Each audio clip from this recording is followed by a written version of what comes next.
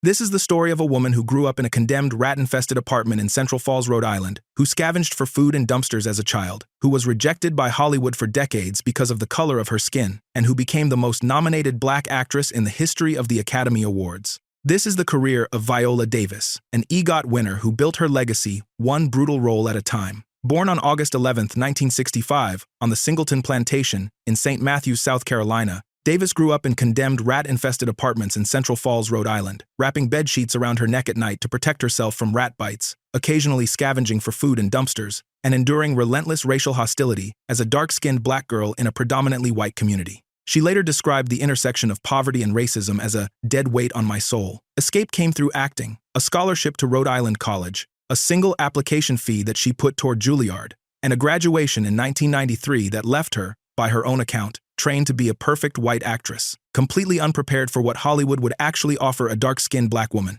What followed was a career she built anyway, role by role, on her own terms. The Substance of Fire and Out of Sight. Her first screen credit was A Single Day of Work. 1996, the Miramax drama, The Substance of Fire, a nurse handing a vial of blood to co-star Timothy Hutton. The film screened at festivals, including Deauville and the Boston Film Festival, before a limited U.S. release that grossed $56,211 at the domestic box office, and the paycheck Davis collected from that day came to $518. I get $500 and something, and I gotta work all day? None of that mattered as much as what came with it. Her Screen Actors Guild card. That card said she was a professional. It was the first rung, and she had paid for it herself. 2 years later, director Steven Soderbergh put her in his crime caper Out of Sight alongside George Clooney and Jennifer Lopez. The character was Moselle Miller, a small part, but one that opened a longer creative relationship, with Soderbergh casting her again in Traffic in 2000 and in Solaris in 2002. Out of Sight carried a $48 million budget, pulled $77.7 million at the worldwide box office, and holds a 94% rating on Rotten Tomatoes. What those two early credits added up to was something beyond box office math. They were proof that a dark-skinned black woman with no industry connections and no glamorous entry point could still find a way into the room. Antwone Fisher. Denzel Washington's directorial debut arrived in 2002, and he chose Viola Davis to anchor one of its most critical scenes. The film was Antwone Fisher, a personal drama written by Antwone Fisher himself about a Navy sailor excavating the trauma of his childhood. Washington cast Davis as Eva Mae Fisher, Antwone's long-lost mother. Not a large role, not a glamorous one, but the kind of role that a director only trusts to someone he believes can hold the weight of an entire story in a single scene. Produced on a budget of $12.5 million, the film opened wide on January 10, 2003, and grossed $23.4 million worldwide. Critics responded to Washington's disciplined debut with genuine warmth, and Davis's presence was part of what they noticed. What the role established, more than anything, was a professional pattern. She was becoming the actress that directors with serious intentions reached for when a scene needed to land with absolute truth. The partnership with Washington went quiet after Antwone Fisher, but it never went away, and years later it would produce the most important work of her career, Doubt. 10 minutes of screen time. That is all Viola Davis had in Doubt, and those 10 minutes changed the entire direction of her career. You can't hold a child responsible for what God gave him to be. Directed by John Patrick Shanley from his Pulitzer Prize-winning play, the film drops Davis into a single scene opposite Meryl Streep, playing Mrs. Miller, the mother of the only black student at a 1960s Bronx Catholic school, where a priest stands accused of abuse. Davis later described her approach as stealthy caution and barely contained rage. She was not going to be swallowed by one of the most acclaimed actresses in cinema history.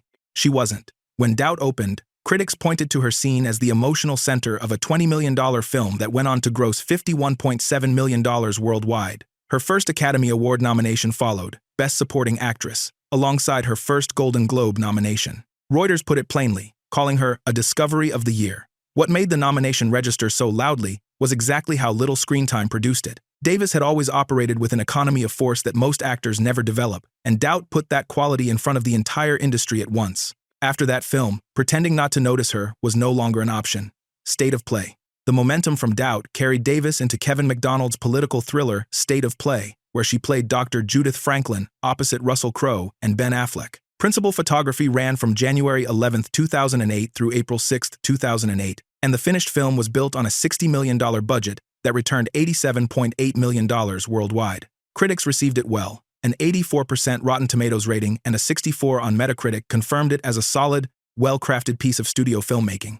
The role itself was not designed to generate awards, conversations, What it represented was something more structural, a dark-skinned black woman holding a credible supporting position in a major studio release without being pushed into stereotype, tokenized, or turned into comic relief. That may sound like the bare minimum. For Davis, navigating an industry where directors had called her by the name of their personal maid on set and where she had been told directly that she was not pretty enough for leading roles, being cast as a doctor in a prestige thriller alongside A-list talent was evidence that her career was climbing on her own terms and that the climb was real. The Help, $221.8 million.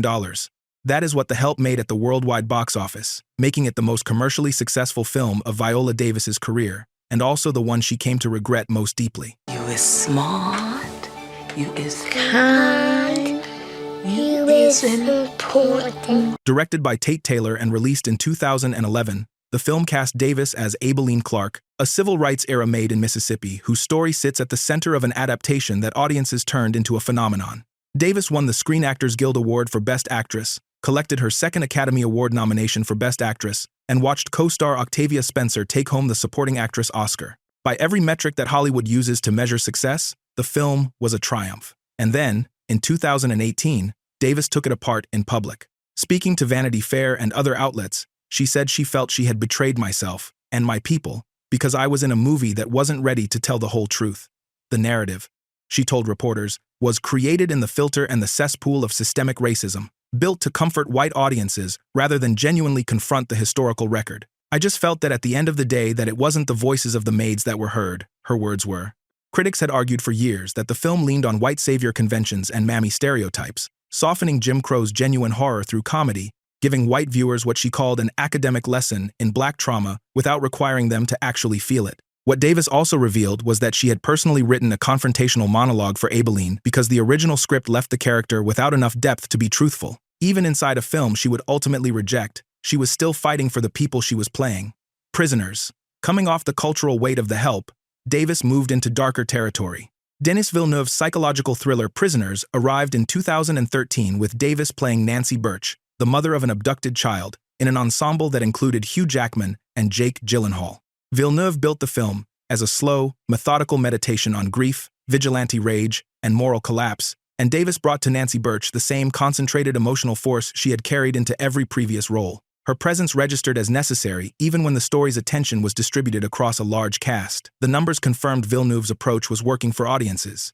A $46 million production that pulled $122.1 million worldwide, backed by an 81% Rotten Tomatoes rating and a 70 on Metacritic. For Davis, Prisoners extended what had become the signature of her career. She kept choosing projects led by directors with something uncompromising to say, in material that required genuine emotional excavation rather than surface-level performance. He follows the human story and not the Hollywood story. He's not making a blockbuster.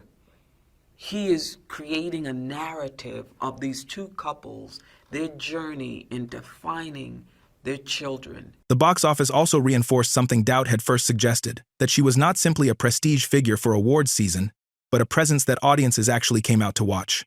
Get On Up. The following year brought a reunion with director Tate Taylor, the same man behind The Help, this time for Get On Up, a biographical drama about the life of James Brown. Davis played Susie Brown, James Brown's mother, in a film that starred Chadwick Boseman in the lead role and earned 80% on Rotten Tomatoes, largely on the strength of his performance. Produced on a $30 million budget, the film grossed $33.4 million worldwide, a modest return that reflected how difficult musical biopics are to market at scale. Susie Brown is a character defined by absence and consequence, a woman whose decision to abandon her son becomes one of the film's central psychological wounds. I ain't know nothing about being no wife. I didn't know nothing about being no mama. I didn't know nothing about nothing. Davis plays it without the script, giving her much room to explain the choice, which means she has to make an audience understand the full weight of it through presence alone, and that is precisely the kind of work she had been perfecting for nearly 2 decades. The role generated no awards attention and led no trailers, and none of that changed the quality of what she put on screen. Filling the margins of someone else's story with that level of specificity and weight that had become her signature, and Get On Up was another proof of it. Widows. Steve McQueen's neo-noir thriller Widows gave Davis the lead in 2018. Veronica Rawlings, the widow of a career criminal who has to pull off a $5 million heist to clear her dead husband's debts. Michelle Rodriguez, Elizabeth Debicki, and Liam Neeson filled out the cast. The budget ran to $42 million, and critics delivered a 91% Rotten Tomatoes rating alongside an 84 on Metacritic. Nearly everything about the film worked, and then it made $76 million at the worldwide box office, which for a film of that quality and that budget was a failure. Consumer Insights reporting identified a massive collapse in social media attention between the trailer launch and opening weekend. Widows got crushed by franchise competition including Fantastic Beasts and The Grinch, and the studio did not protect it adequately when it mattered. That was not an accident, and it was not bad luck. A brilliantly crafted film, led by a dark-skinned black woman in a commercially challenging genre, received inadequate marketing support at the exact moment the campaign needed to hold. When people see this movie, they're going to really be in it. They're going to believe it. Davis had been describing this structural reality for years. The industry's tendency to underfund and undermarket projects centered on women who looked like her. Widows was not an anomaly. It was a demonstration. Troop Zero. After Widows, Davis went somewhere warmer. Troop Zero, directed by Bert and Bertie and distributed through Amazon, cast Davis as Miss Rainey, a quirky legal secretary and mentor figure at the heart of a coming-of-age story set in rural Georgia. The film premiered at the Sundance Film Festival on February 1, 2019, then moved to wider streaming distribution with McKenna Grace and Allison Janney in the supporting cast. Budget estimates ran between $10 and $20 million, and as a streaming-first release, the film carried no meaningful theatrical metrics. Miss Rainey is not the kind of role that generates award nominations or cultural debates. She runs on compassion, idiosyncrasy, and genuine warmth, and Davis plays her without a trace of condescension toward the material. That choice, to bring the same level of commitment to Troop Zero that she brought to Widows and Doubt and Fences, is a less discussed but revealing aspect of her career. Moving from the wreckage of a marketing failure into the sunlit peculiarity of a children's ensemble film and being fully, convincingly present in both, without coasting in one or performing in the other, that is what range actually looks like. Ma Rainey's Black Bottom. George C. Wolfe's Netflix adaptation of August Wilson's Ma Rainey's Black Bottom arrived in 2020, and Davis walked into it prepared to do something most actresses would not even attempt. She played Ma Rainey, the real-life blues pioneer who called herself Mother Blues, alongside Chadwick Boseman in what turned out to be his final screen performance. A limited theatrical release on November 25, 2020 preceded the Netflix streaming debut on December 18th, and the film landed with a 97% Rotten Tomatoes rating, winning Academy Awards for costume design and makeup and hairstyling. The preparation was something else entirely. Ma Rainey weighed close to 300 pounds. Davis gained weight intentionally to bring herself closer to 200, then worked with Academy Award-winning costume designer Ann Roth, who sourced the exact bodily measurements of Aretha Franklin and built a custom fat suit from those dimensions. Heavy greased makeup created the constant appearance of sweat, a coarse horsehair wig replaced her own hair, and gold caps covered her teeth. Her stated goal was to build the character without filtering her through Hollywood's familiar trope of the big black and funny woman. I didn't want Ma to physically look like she was apologizing for herself, Davis explained. She was unapologetic about her sexuality. I just feel like in playing her, I had to honor that. That performance earned Davis a 4th Academy Award nomination, breaking the record for the most nominated black actress in Oscar history, The Suicide Squad. Amanda Waller first appeared in the DC Extended Universe in 2016, and when James Gunn rebooted the franchise with The Suicide Squad in 2021, Davis came back to reprise the role in a film that received dramatically better reviews than its predecessor. A 90% Rotten Tomatoes rating and a 72 on Metacritic accompanied strong notices for Davis's cold, controlled Waller, who shared the screen with Margot Robbie, Idris Elba, and John Cena in a production budgeted at $185 million. Any questions? And? Yes, that is your hand. Very good. The box office, though, was complicated. Warner Brothers released the film simultaneously in theaters and on HBO Max on August 5, 2021 as part of their pandemic-era strategy, and that dual release bled attendance, with the worldwide gross landing at $168.7 million, a soft number against that production cost. Amanda Waller works as a character because she operates on no register. Davis typically inhabits no vulnerability, no suppressed grief, no fight for survival within a broken system. Waller built the broken system, and she takes quiet satisfaction in watching it run. Davis plays her with a stillness that reads as genuinely threatening. As of early 2026, an HBO spin-off series titled Waller remains in development, though HBO executive Casey Bloys confirmed in March 2026 that the project had not yet entered active production, The Unforgivable. Also, in 2021, Davis took a supporting role in the Netflix drama The Unforgivable, playing Liz Ingram opposite Sandra Bullock and Vincent D'Onofrio. Limited theatrical release came on November 24, 2021, with the streaming debut following on December 10th. The theatrical gross came to $13,062, an extraordinarily limited footprint. Critics were largely unmoved, and the film holds a 38% Rotten Tomatoes rating. None of that changed what Davis brought to it. The same professional attention she carried into a 97% film went into a 38% one, and that consistency, that refusal to calibrate her effort based on the quality of the material around her, is part of what separates genuinely great character actors from merely talented ones. The unforgivable did not hurt her. It did not slow her down. Within the year, she was back on a production set that required her to train for 5 hours a day, 6 days a week, and she showed up for that too. The Woman King. Juvie Productions. The company Davis founded with her husband Julius Tenon, specifically to develop stories the studio system would not greenlight, brought The Woman King to theaters in 2022. Directed by Gina Prince Bythewood, the film cast Davis as General Nanisca, the leader of the Agoji warriors of the Kingdom of Dahomey in the 18th century, alongside Thuso Mbedu, Lashana Lynch, and John Boyega. The film earned a 94% Rotten Tomatoes rating and grossed $97.6 million worldwide, demonstrating to studios that a big-budget action film centered on dark-skinned black women could generate both critical acclaim and real box office returns. Getting there required something extraordinary.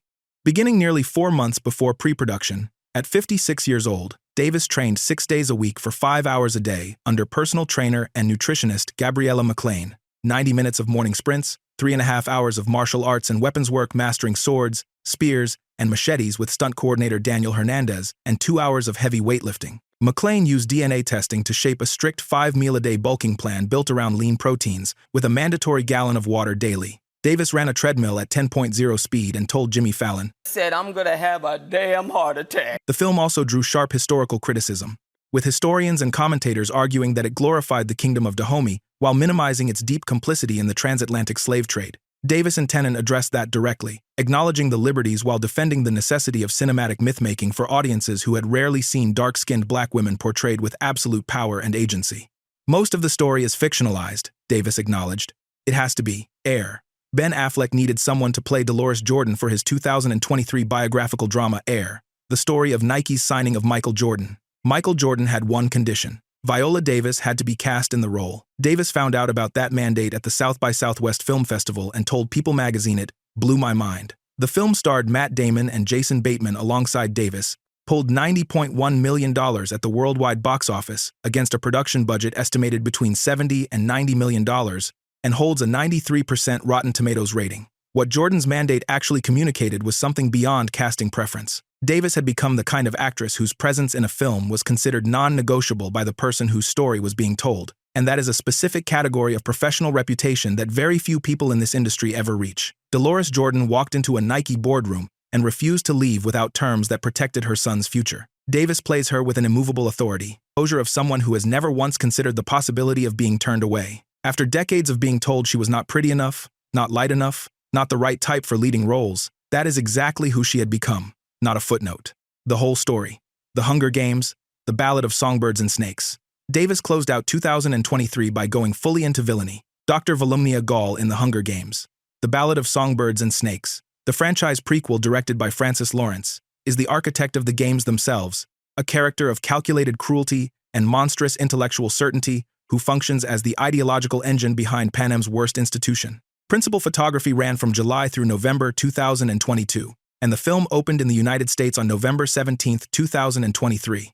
A $100 million budget generated a worldwide gross somewhere between $349 and $361.8 million, depending on the data source, placing the film firmly in the commercially successful category despite a 64% Rotten Tomatoes rating and a 54 on Metacritic, numbers that reflected a more divided critical response than the franchise's strongest entries. Volumnia Gaul sits at the farthest possible remove from characters like Aibileen Clark. She is not surviving a broken system. She designed it, and she finds that design satisfying. Davis inhabits her with the same unqualified commitment she brings to everything else, and that absence of judgment toward the character is exactly what makes Gaul frightening.